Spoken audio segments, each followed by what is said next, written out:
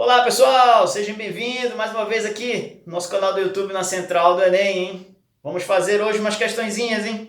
Vamos fixar o estudo dos gases, tá? Vamos fazer umas questões para a gente ver como é que isso aqui pode ser cobrado no Enem ou em qualquer outro tipo de prova de acesso, né? Vulgo vestibular. Beleza, gente? Vamos comigo, vem comigo, vem comigo. Passa para a questão. É isso. Vamos lá, pessoal. Então, seja a questão aí, olha, da PUC, Rio de Janeiro, questão que já foi de vestibular, temos o seguinte texto, ele está dizendo o seguinte, olha, 0,5 mol, ou seja, meio mol de gás, ocupa um volume de 0,1 metros cúbicos, quando uma temperatura de 300 Kelvin, tá? Qual é a pressão do gás, né?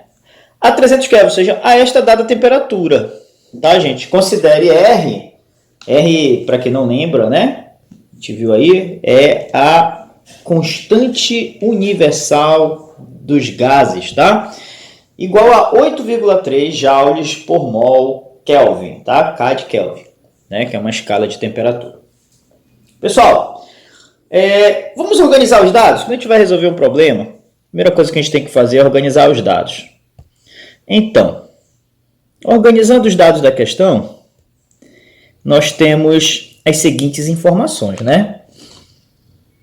Vamos lá, eu acabei triscando aqui sem querer na tela. E aí vamos ver aqui, ó. Ele diz assim, meio mol de um gás, então eu tenho o número de mol de um gás, 0,5 mol, tá? Ocupa um volume de 0,1 metro cúbico. Aí disse, 0,1 metro cúbico, então volume. 0,1 metros cúbicos. Aqui eu já vou dar uma informação. Em geral, a gente não trabalha, né, com a unidade ao cubo aqui no estudo dos gases. Então, a gente vai ter que fazer uma conversão. 1 metro cúbico completo equivale a 1.000 litros. 0,1 metro cúbico é o equivalente a 100 litros, tá, gente? Daqui a pouquinho eu informo o porquê que é preciso fazer essa conversão já já. Quando há uma temperatura de 300 Kelvin. Tá? Então, eu tenho 300 Kelvin de temperatura. E aí pergunta qual é a pressão a essa dada temperatura. Ou seja, eu não sei qual é a pressão. Né? Sabendo que R equivale a 8,3 joules por mol K. Tá? Mol Kelvin. Pessoal, como é que eu vou achar o valor dessa pressão? Nós vamos pela equação de estado de um gás. Mas, professor, por que equação de estado de um gás? Quando é que eu sei que eu vou usar? Bom, um dos indícios que eu vou usar a equação de estado de gás é quando eu tenho justamente a informação de R. Tá? O segundo indício é a informação de N. E o terceiro decisivo é que ele só te deu uma temperatura, um volume e somente uma possibilidade de pressão. Se ele fizesse um comparativo de volume, temperatura e pressão em um estado inicial e final, ou seja, duas vezes essas informações no mesmo problema, significa dizer que ele quer usar a equação geral dos gases, tá? Mas nesse caso não. Ele quer usar a equação de estado, em que a pressão vezes o volume é igual ao número de mol vezes a constante vezes a temperatura. O detalhe é que nós vimos isso em vídeo anterior, tá, gente? A pressão, ela pode ser em atm, milímetros de mercúrio, ou até mesmo em pascal, como todas as optativas estão aí, letra A, B, C, D e E. Tem a unidade de medida pascal, não tem problema. Desde que o R acompanhe isso. E o valor de R está 8,3 porque está proporcional à pressão em pascal. Então, pronto. Agora, o volume, por que eu fiz a conversão ali de 0,1 metros cúbicos para 100 litros? Que é o que é correspondente, é porque o volume tem que ser em litro, obrigatoriamente, tá? Nesta fórmula, o N é o número de mol e a temperatura obrigatoriamente em Kelvin, tem que ser em escala absoluta. A partir daqui a gente vai só substituir valores. Então, a pressão vezes o volume você pode deixar 100 ou 10 ao quadrado, você prefere. Como você preferir, tá? Eu vou deixar 100, é igual a meio, que é o número de mol, vezes o R, que é 8,3, vezes a temperatura, que é de 300 Kelvin. Logo, a pressão é igual. Eu gosto de trabalhar todos os valores descritos sem fazer nenhuma aritmética por enquanto. Por quê? Porque assim eu tenho a oportunidade, se for o caso, de fazer simplificações. Por exemplo, 300 por 3 vai dar exatamente 3, tá? Aliás, 300 por 100, desculpa, gente. Tá bom?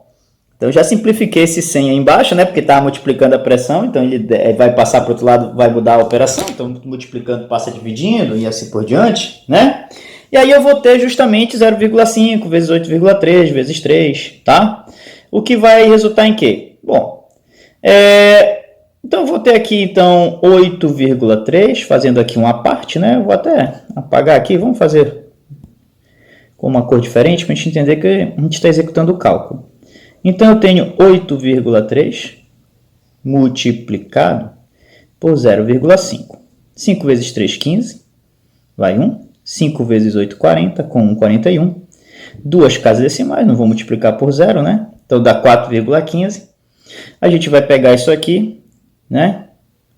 E multiplicar por 3. Tranquilo? Né? E aí multiplicado por 3, novamente. Isso dá igual a 3 vezes 5, 15. Tá? Vai 1. 3 vezes 1, 3 com o que foi 4. 3 vezes 4, 12. Não é isso? 12,45. Tá? Beleza? Tranquilo. E aí, então, a pressão aqui é igual a 12,45 o quê? Quilopascal. Olha só que interessante, tá? Esses valores, da forma como eles foram dados, ele vai me dar a pressão em quilopascal. O que é o quilopascal? Tá, gente? Porque a resposta ali está em pascal, tá? Não tinha informado desse detalhe. Então, quando eu mantenho ali o número de mol em mol, o volume em litro, a temperatura em Kelvin, e o valor do R em 8,3 Joule mol K, o resultado da pressão é em quilopascal. Quilopascal, gente, quer dizer que esse valor, quilo, é 1000, tá? Multiplicado por 1000. Então, quer dizer que a pressão vai ser 12,45 vezes 1000. Aí alguém está se perguntando se de onde veio esses 1000, professor? É o quilo, tá? O quilo equivale a 1000. Tranquilo? E aí, então, a pressão, né? Aí agora sim o resultado vai ser em pascal. Equivale a quanto? Tá? Vezes 1000 vai dar 12.450, o quê? Pascal. Prontinho, gente. Aí está o resultado. Nossa resposta é a letra D. Tá? Espero ter ajudado você aí nessa, tá, gente? Muito obrigado pela atenção. Até o próximo vídeo. Até mais.